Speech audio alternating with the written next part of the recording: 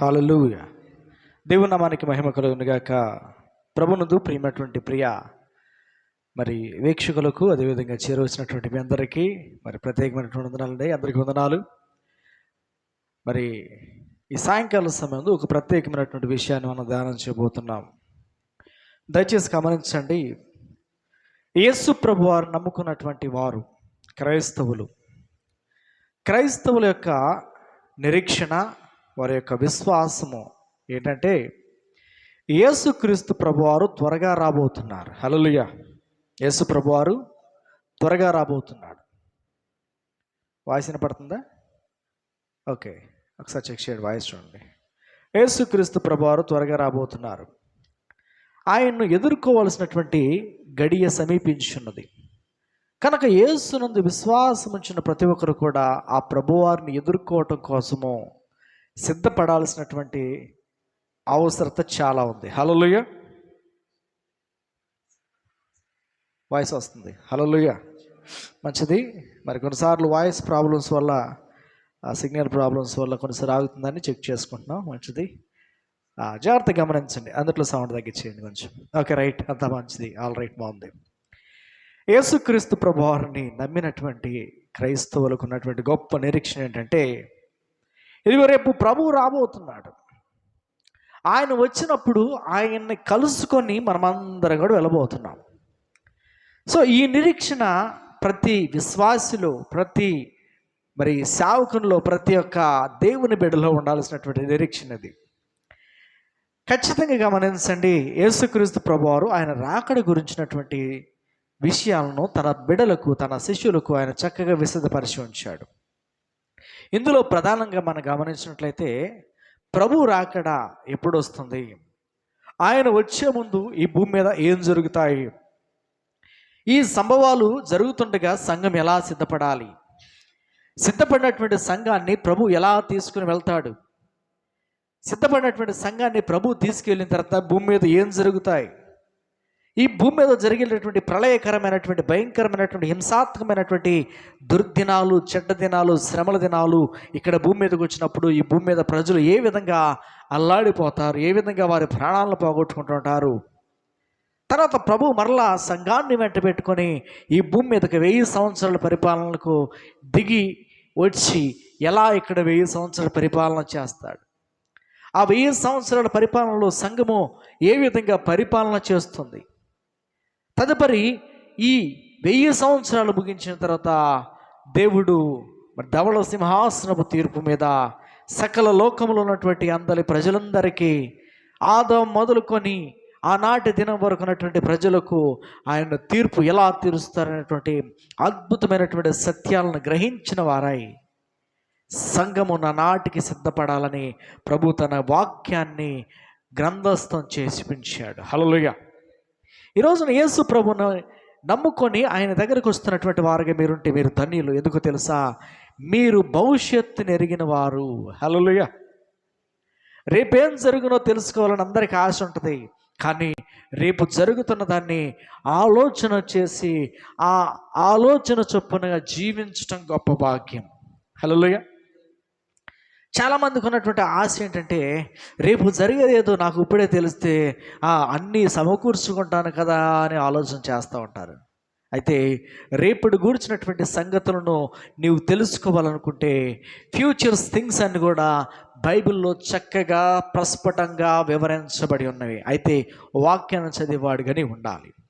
అయితే ఈరోజు మనం ధ్యానం చేస్తున్నటువంటి అంశం ఏంటంటే, యేసుక్రీస్తు ప్రభువారు ఆయన తన శిష్యులకు చెబుతున్నాడు. ఏమంటే, ఇదిగో నేను వెళ్ళుచున్నాను, నేను వెళ్ళి మీకు స్థలాలను సిద్ధపరచడానికి వెళ్ళుచున్నాను అని శిష్యులకు చెప్పి ఆయన వెళ్ళాడు.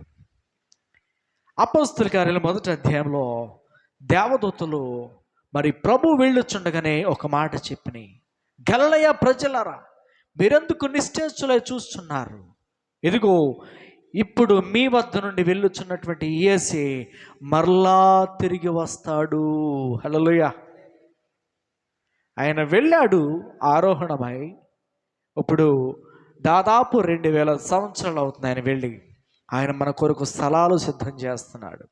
ఆయన మన కొరకు ఆయన ఉన్నటువంటి ఆయన రాజ్యములో ఆయన ఉన్నటువంటి ఆ యొక్క మహిమలో మనల్ని కూడా తీసుకువెళ్తానికి ఆయన సిద్ధపడుతున్నాడు. ఈ రోజున ఇక్కడ భూమి మీద ఉన్నటువంటి మనము ఆయన కొరకు ఎదురు చూసేవారిగా ఉండాలని చెబుతున్నాడు. హల్లెలూయా. ఈ రోజున ప్రభు నమ్మినటువంటి ప్రియ దైవ సంగమా, దేవుని బిడ్డలారా, జాగ్రత్తగా వినండి. మీ ఆశ, మీ కోరిక, మీకున్నటువంటి తపన, మీకున్నటువంటి మరి దిగ్వాస ఏదైతే ఉందో అది పరలోక సంబంధమైనదైతే ఇదిగో ప్రభు మీకు గొప్ప ప్రతిఫలం ఇస్తున్నాడు. ఏంటంటే ఆయన ఉండు లోకంలో, ఆయన ఉండు స్థలములో మీరును ఉండులాగన ఆయన సమస్తాన్ని కంప్లీట్ చేస్తున్నాడు. ఇప్పుడు మీరు ఆయనతో ఉండటానికి ఇష్టపడే వారిగా ఉండాలి. ఆయన్ను ఎదుర్కొనే వారిగా ఉండటానికి ఇష్టపడాలి. బైబిల్ గ్రంథంలో యేసు ప్రభు రాకడ గురించి రెండవ రాకడగా ప్రస్తావించబడింది. ఇదిగో మొదటి రాకడలో ఆయన శరీరధారిగా వచ్చాడు. ఆయన మనుషులందరి పాపముల నిమిత్తం ఆయన శిలువలో మరణించాడు. ఆయన 3 దినాలు సమాధిలో ఉంచబడి ఆయన ఆదివారం తెల్లవారుజామున ఆయన పునరుద్ధానుడై తిరిగి లేచి దాదాపు అక్కడ 500 మంది కన్నా ఎక్కువ ప్రజలకు ఆయన కనపడి ఆయన వారందరూ చూస్తుండగానే ఆరోహణమై వెళ్ళిపోయాడు. ఇప్పుడు మరలా ప్రభు భూమి మీదకి రాబోతున్నాడు. హల్లెలూయా. సమస్త లోకములో ఉన్నటువంటి ప్రజలందరూ ఎరిగిన సత్యం ఏంటంటే యేసు సజీవుడు. ఆయన మరణించి సమాధిలో లేడు, ఆయన తిరిగి లేచిన దేవుడై ఉన్నాడు. హల్లెలూయా. ఆయన సజీవుడై ఉన్నాడు. ఆయన సజీవుడైన రీతిగా రేపు మనల్ని కూడా సజీవులుగా ఉంచుట కొరకు ఆయన రాబోతున్నాడంట. హల్లెలూయా. అయితే యేసు ప్రభు వారి యొక్క రెండో రాకడ మనకు అర్థం కావాలంటే మనం ఖచ్చితంగా మనము ఒక అధ్యయనం చేయాలి. యేసు ప్రభు రాకడ అర్థం కావాలంటే ముందు మనం ఒక అధ్యయనం చేయాలి బైబిల్ మీద. ఏంటో అధ్యయనం అంటే చాలా జాగ్రత్తగా చూడండి.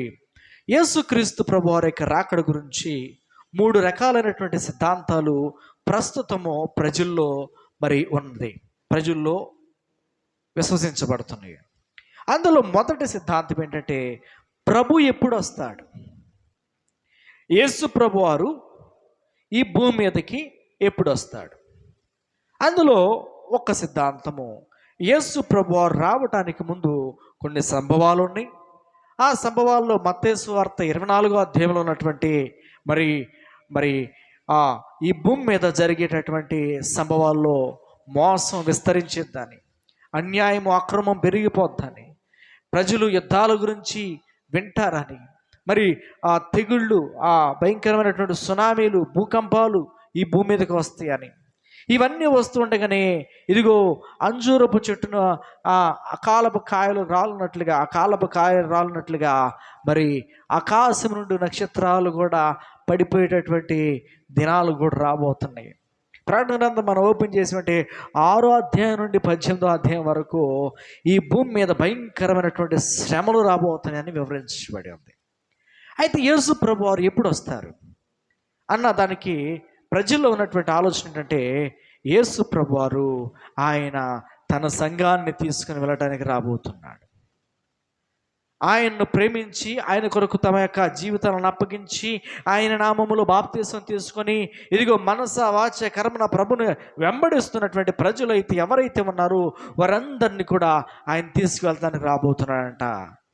ఆయన ఎలా తీసుకెళ్తాడనే విషయాన్ని అపోస్తలుడైనటువంటి పౌలు గారు దశలోని రాసినటువంటి మొదటి పత్రిక 4వ అధ్యాయం 16వ వచనం ఇలా చెబుతున్నాడు. చదువు సరి. 4:16 ఆర్భాటముతోనూ ప్రధాన దూత శబ్దముతోనూ దేవుని బోరతోనూ పరలోకము నుండి ప్రభువు దిగి వచ్చును.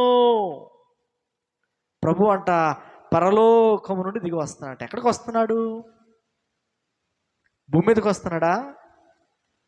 కాదు.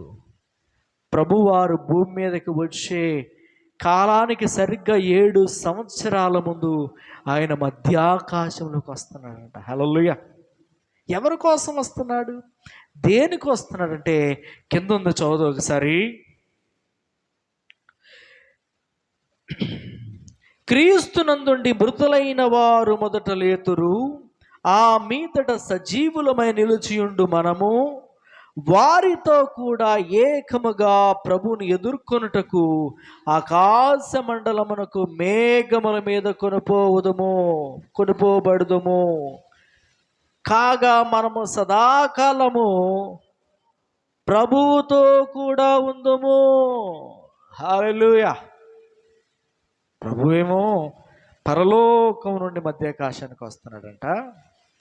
ఈ భూమి మీద ఉన్న మనము అనగా క్రీస్తునందుండి మృతులు మొదట లెగుస్తారంట. ఆ మీదట సజీవులుగా ఆ రోజున నువ్వు నేను బ్రతుకుంటే, ఆ ప్రభు కొరకు మనం జీవితాన్ని అప్పగించుకొని ఆయన కోసం నీతి న్యాయం యథార్థత కలిగి యేసు ప్రభువారిని నమ్మిన వారి లిస్టులో మనం ఉంటే, ఆయన జీవ గ్రంథములో మన పేరు ముద్రించబడి ఉంటే, ఇదిగో రెప్పపాటున ప్రభు మనలందరం తీసుకుని వెళ్తాడంట. హల్లెలూయా. ప్రభువుని ఎదుర్కొనుటకు వెళ్తున్నామంట. మనం ఎక్కడికి వెళ్తున్నాం అంటే మధ్యాకాశ. ప్రభు వస్తున్నాడు ఎక్కడి నుండి? పరలోకం నుండి. ఎక్కడికి వస్తున్నాడు? మధ్యాకాశానికి. ఇది సర్వలోకానికి తెలిసిద్దంటే ఎవరికి తెలియదంట. ఎవరికి తెలిసిద్దంటే ఆ బోర స్వరం విన్న వారికి మాత్రమే తెలిసిద్దంట. హల్లెలూయా.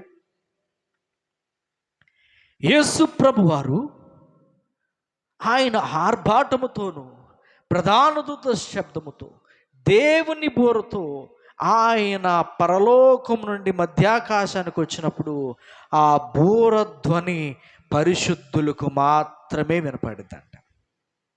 అనుకోవచ్చు ఈ లోకంలో ఆ బోరతో నిలిపోతే ఏమైందిలేండి, మేము యేసుబాబుని నమ్ముకున్నాం, వాళ్ళు వెళ్ళిపోయారులే, మేము ఏడండి చచ్చిపోయినా కానీ ఆ తర్వాత మాదేముందండి, కాతుకూతు పారం చేసుకుంటున్నాం కదా, యేసుబాబు మమ్మల్ని ఎట్ట కూడా తీసుకెళ్ళిపోతారులేండి అనుకునేవాళ్ళు కూడా లేకపోలేదు. హల్లెలూయా. ఈరోజున వాక్యం స్పష్టంగా చెబుతుంది, మనము ఉంటే వెచ్చగానే ఉండాలి, లేకపోతే చల్లగానైనా ఉండాలి. నులివెచ్చగా అసలు ఉండొద్దు. ఉంటే ప్రభువులో ఉండు, లేకపోతే లోకంలో ఉండు. ప్రభువులో ఉంటే నీకు కలిగే ప్రతిఫలం ఏంటంటే, ప్రభువు రాబోవు ఉగ్రతను నిన్ను తప్పించడానికి ఆయన మధ్యాకాశానికి వస్తున్నాడు. యేసు ప్రభు ఉటాముటిగా పరలోకం నుండి ఆయన మధ్యాకాశాన్ని ఎందుకు వస్తుందంటే, ఇదిగో ఆయన సంఘాన్ని ఎంటబెట్టుకెళ్ళిపోయిన తర్వాత ఈ భూమి మీద శ్రమలు మొదలవుతాయి, ఈ భూమి మీద కష్టకాలం మొదలైతే. అప్పుడు అనుకుంటున్నామేమో, నాకు ఇన్ని ఎకరాల పొలం ఉంది కదా, నాకు ఇంత ఆస్తి ఉంది కదా, నాకు ఇంత పలుకుబడి ఉంది కదా, నాకు ఇంత అధికారం ఉంది కదా, నాకు ఉన్నటువంటి వీటన్నిటిని బట్టి నేను ఒక రమ్మంటే వస్తాడు, ఒకటి పొమ్మంటే పోతాడు, నాకేంట్లో అనుకుంటున్నామేమో. మీకు తెలుసా, ఆ రోజులు నువ్వు దేని మీద అయితే ఆశ పెట్టుకున్నావో అది నీ లేకుండా పోయే రోజు అనమాట. అది నీకేం కాదు, నువ్వు బాగానే ఉంటావు, కానీ నీ దగ్గర నుండి అన్నీ పోతాయి. ఎట్లా తెలుసా, సంఘం ఒక్కసారి కనుక మధ్యాకాశానికి వెళ్ళిపోయిందంటే, ప్రకటన గ్రంథంలో 6వ అధ్యాయంలో ఉన్నటువంటి గుర్రాలు బయటకు వస్తాయి. ఆ గుర్రాలు బయటకు వచ్చినప్పుడు, ముద్రలు విప్పబడినప్పుడు ఈ భూమి మీద మంచి అనేది ఉండదు. ఒక్క మాటలో చెప్పాలంటే, రాజులు రాజ్యాల కొరకు ప్రజలు ఏమైపోతున్నా చూడరో, వారి రాజ్య పరిపాలన కొరకు ప్రజలను అణగదొక్కుతా, ప్రజల మీద భయంకరమైనటువంటి యుద్ధ సంకల్పాన్ని చూపించుకుంటా, కరువులకు రకరకాలైనటువంటి అనారోగ్య సమస్యలకు దారితీసే విధంగా నానాటి పరిస్థితులు మారబోతున్నాయి. నేను అనుకుంటాను, ఆ రోజు ఏముంది, ఈరోజే కనపడుతుంది మనకి. ఈ రోజున ప్రభుత్వాలు చూడండి, ఈ రోజున మనిషి యొక్క సంపద కొరకు ఎంత ప్రకృతిని కొల్లగొడుతున్నాడు, ఎంత భయంకరమైనటువంటి మరి ఆ విషాన్ని ప్రజల్లోనికి నింపుతున్నాడు. ఈరోజు చూడండి, ఎన్ని భయంకరమైనటువంటి అనారోగ్యాలు, ఎన్ని భయంకరమైన పరిస్థితులు. మీరు చూడండి, అక్కడ నల్లని గుర్రం వచ్చినప్పుడు, మూడవది అక్కడ మృత్యువు ప్రజల మీద ఏలుబడి చేయటం చూస్తాం. పాండువర్ణపు గుర్రం, తెల్ల గుర్రం, ఎర్రని గుర్రం, నల్లని గుర్రం, పాండువర్ణపు గుర్రం, ఇవి కనపడుతున్నప్పుడు వాటిలో నుండి ఒక్కొక్క భయంకరమైనటువంటి తెగులు లాంటి పరిస్థితులు వస్తాయి. 5-6 ముద్దలు మనం చూస్తాం. ఆ రోజున ప్రభువుని నమ్ముకున్న వాడిగా నీవుంటే ఆ రోజున జరిగేది ఏంటంటే నిన్ను చంపేస్తారు. ఇలా బైబిల్ పట్టుకొని చక్కగా సంకలో పెట్టుకొని బడికొస్తాను, గుడికొస్తాను, అన్ని చోట్లకి వెళ్తాను బైబిల్ పట్టుకొని. దేవుని సంగమా జాగ్రత్తగా వినండి. ఆ రోజున బైబిల్ ప్రకటించు వారిని నిలువున ఊరు తీసేస్తారు. బైబిల్ పట్టుకున్న వాళ్ళని కాల్చి పారేసేస్తారు. సువార్త ఉండదు. దానికి ఉదాహరణ నేడే మనం చూస్తున్నాం. మన భారతదేశంలోని కొన్ని ప్రాంతాల్లో బైబిల్ పెట్టుకుని సువార్త ప్రకటిస్తుంటే కొడుతున్నారు, చంపేస్తున్నారు. బైబిల్ చెప్తున్నటువంటి ప్రతిదీ కూడా వాస్తవాన్ని నిరూపించడానికి నేటి దినాలే అంచనా ఆల్రెడీ చూస్తున్నాం మనం. యేసు ప్రభు వారి యొక్క రాకడలో జరిగే సంభవాలు నేడు మన మధ్య నెరవేర్చబడుతుంటే మనం కళ్ళ కట్టినట్టు మనం చూస్తున్నాం. ఇవన్నీ యేసు ప్రభు ఆ రోజే చెప్పాడు 2000 సంవత్సరాల క్రితం. హల్లెలూయా! ఎంత గొప్ప దేవుడు చూడండి. క్రైస్తవులు మరి ఎన్ని తెలిసి ఎందుకు అయ్యగారు ఆయన దగ్గరికి వెళ్తున్నారంటే, ఆయన దగ్గరికి వెళ్తేనే నీకు పరలోకం ఉంది, ఆయన దగ్గరికి వెళ్తేనే నీకు నిత్య జీవం ఉంది. డాక్టర్ గారు ఇంజెక్షన్ చేస్తాడు కదా, డాక్టర్ గారు ఇంజెక్షన్ చేసినప్పుడు తెలిసి ఎందుకు ఇంజెక్షన్ చేసుకుంటామంటవా? ఏమంటాం? ఆ ఇంజెక్షన్ చేయకపోతే నీకు జబ్బు తగ్గదు, చేయించుకోవాలి, కష్టమైనా చేయించుకోవాలి, తప్పదు, వేరే మార్గం లేదు. యేసు ప్రభువారు తప్ప నిత్య జీవానికి మరొక మార్గం లేదు. కారణం ఏంటంటే నా పాపముల కొరకు కల్వరి గిరిలో ప్రాణం పెట్టిన ఏకైక దేవుడు ఆయనే. పాపములు పరిహరించుటకు శక్తివంతుడు ఆయనే. నీ పాపం పోకుండా నువ్వు పరలోకం చేరలేవు. కనుక పాప విముక్తుడి కావాలంటే పరిశుద్ధుడైన దేవుని దగ్గరికి రావాలి. ఆయన పాపం మెరగని పరిశుద్ధుడు, నీ కొరకు నా కొరకు కలవరలో మరణించినటువంటి సత్య స్వరూపైన దేవుడు ఆయనే నజరేయుడైన యేసు. ఆయన చెబుతున్నాడు, ఇదిగో నా ద్వారా తప్ప ఎవడు తండ్రి దగ్గరికి వెళ్ళలేడు, ఎవడు పరలోకం చేరలేడు. అందుకే నేటి క్రైస్తవ సమాజం కష్టం వచ్చినా, నష్టం వచ్చినా, కరువు వచ్చినా, ఖడ్గం వచ్చినా, వ్యతిరేకత వచ్చినా, ఇదిగో భయంకరమైనటువంటి మారణహోమం లాంటి పరిస్థితులు వచ్చినా, ఇదిగో వ్యతిరేకతలు ఎన్నో నమ్ముకున్నా కానీ యేసు ప్రభుని విడిచిపెట్టట్ల. కారణం ఏంటంటే అందులో ఉన్న గొప్పతనం అది. హల్లెలూయా! 10 దినాలు శ్రమ కలుగును, ఖచ్చితంగా కలిగింది. శ్రమలో నిలిచిన వాడే బహుమానం పొందుతాడు. ఈ రోజున యేసు ప్రభుని వెంబడించి వారు ఎవరైతే ఉన్నారో వారికి ప్రభు ఇచ్చే నిరీక్షణ ఏంటంటే ఆయన మధ్యాకాశానికి వస్తున్నాడు. అందుకే మనం సిద్ధపడుతున్న సంఘంగా ఉండాలి. ఈరోజున మందిరానికి వెళ్ళేటటువంటి వారిలో 2 రకాల వాళ్ళు ఉంటారు. అంటే 2 రకాలు అంటే యాషధారం చూసి చెప్పడం కాదండు. మన వాళ్ళు ఏం చెప్తారు? పై రూపాన్ని చూసి చెప్తారు, వీడు మంచోడు చెడ్డాడు. కాదు. ప్రభు అంటున్నాడు, ఒకరు బుద్ధి గలవారు, మరొకరు బుద్ధి లేని వాళ్ళు అంట. హల్లెలూయా! 2 రకాల వాళ్ళు ఉన్నారు. దేవుడు నమ్మిన వాళ్ళు 2 రకాల ఉన్నారు. ఒకళ్ళు బుద్ధి గలవాడు, ఒకడు బుద్ధి లేనివాడు. బుద్ధి గలవాడు ఏం చేస్తాడంటే శ్రద్ధగా వింటాడు, విన్నది ఆచరిస్తాడు.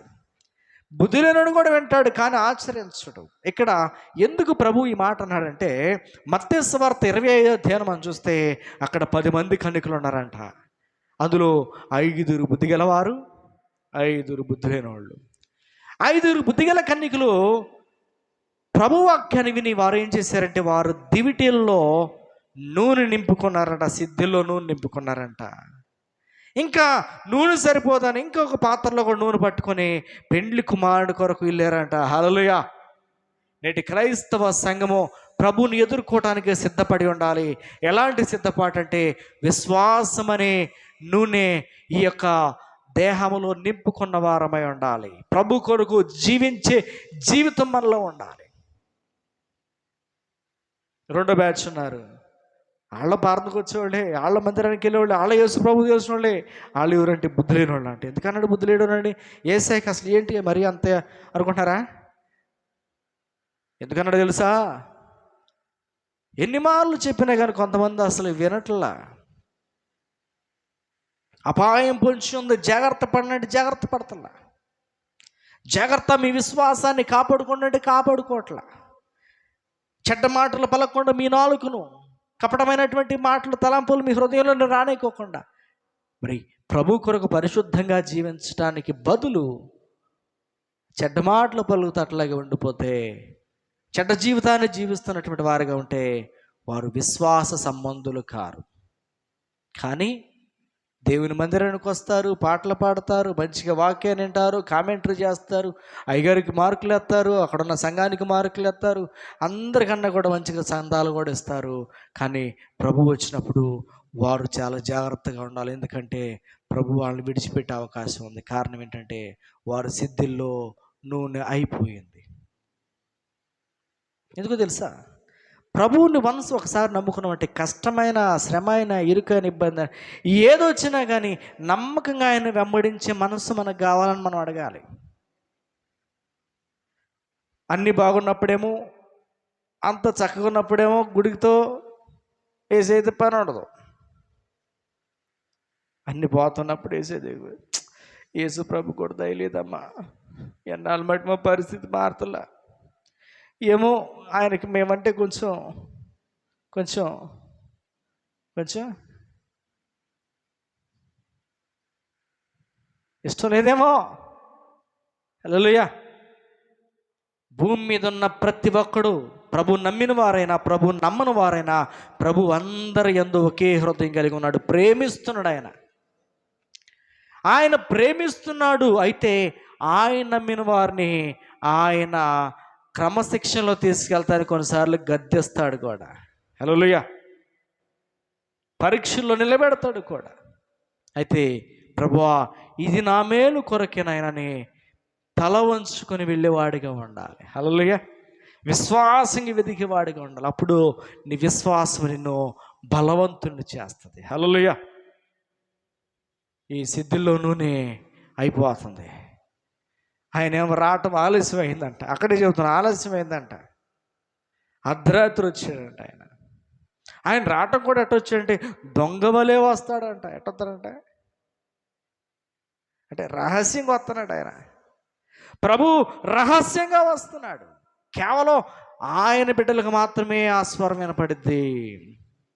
వాళ్ళందరూ అప్పటికప్పుడు దోసుకొని వెళ్ళిపోతారు. ఇప్పుడు ఇడిచిపెట్టిన వాళ్ళు బ్యాచ్ 5 ఉన్నారంట.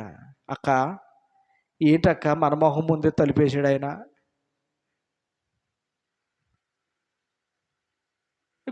నూనె తెచ్చుకునే వాళ్ళమే ఒక 5 నిమిషాలు ఆగితే ఎంత బాగుండు. మరి ఎంత, నేను ముందు నుండి చెబుతున్నా ఆయన మనల్ని తీసుకెళ్ళరా అని. హల్లెలూయా. అంటే ముందు నుండే వాళ్ళకి లేదు, ముందు నుండే లేదు వాళ్ళకి అపనమ్మకం అన్నమాట. కనుక యేసు ప్రభు దగ్గరికి వచ్చే వాళ్ళు విశ్వాస సంబంధాలుగా ఉండాలి. విశ్వాసం అంటే నిరీక్షించబడు వాటి యొక్క నిజస్వరూపమును అదృశ్యమైనది ఉన్నది అన్నట్లుగా నమ్మాలంట. హెబ్రీ పత్రిక 11లో ఉంటుంది.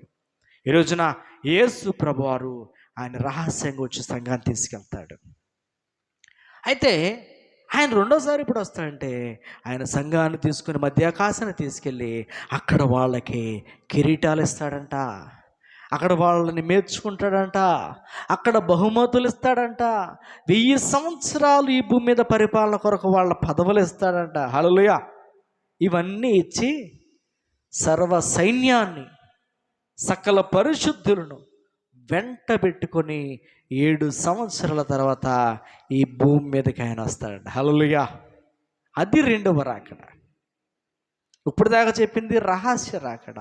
అంటే ఆయన వధువు సంఘం కొరకు వస్తున్నాడు పెండ్లి కుమారుడిగా. ఇప్పుడు రెండవ రాకడలో చూస్తే చూడండి ఒకసారి, ప్రకటన గ్రంథము 1వ అధ్యాయం 7వ వాక్యము.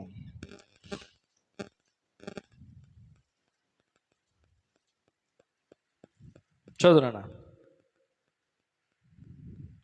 ఇదిగో ఆయన మేఘారుడై వచ్చుచున్నాడు, ప్రతి నేత్రము ఆయనను చూచును, ఆయన పొడిచిన వారును చూచెదరు, భూజనులందరూ ఆయనను చూచి రొమ్ము కొట్టుకొందురు. అవును, ఆమేన్. యేసు ప్రభు వారు రెండో రాకడ ఎట్లా ఉంటుందంటే, ఒక్క మాటలో చెప్పాలంటే నరాలు నిక్క పొడిచిపోతాయి జనాలకి. ఆయన రౌద్రముతో రాబోతున్నాడు, కొద్దువు సింహంలా రాబోతున్నాడు. మొదటి రాకడలో గొర్రె పిల్లల దీనుడై దిగి వచ్చాడు. ఇప్పుడు ఆయన మేఘారుడై వచ్చున్నాడు. ఇప్పుడు ప్రతి నేత్రం ఆయన చూసిద్ది. హల్లెలూయా. రహస్య రాకడలు ఎవరు చూడరు. దశలను రాసిన పత్రిక 4:16 ఆయన్ని ఎవరు చూడరు, పరిశుద్ధులు మాత్రమే చూస్తారు. కానీ ఇక్కడ రెండో రాకడలో ప్రతి నేత్రం ఆయన చూసిద్దంట. ఆయన్ని పొడిచిన వారు కూడా చూస్తారంట. భూజనులందరూ ఆయన చూసి రొమ్ము కొట్టుకుంటారంట. అంటే వేదనకరమైనటువంటి స్థితి. ఆయన ఈ భూమి మీదకి ఒక భయంకరమైనటువంటి ప్రళయ వేదనగా ఈ భూమికి కలగచేయడానికి వస్తున్నాడు రెండోసారి. ఎందుకంటే అన్యాయం, అక్రమం, భయంకరమైనటువంటి పెచ్చురిల్లిపోయినటువంటి స్థితిలో ఉన్నటువంటి మనుషులకు బుద్ధి చెప్పడానికి రాబోతున్నాడు. ఆయన ఒలీవ కొండ మీద పాదం మోపగా ఒలీవ కొండ రెండుగా చీలిపోద్దంట.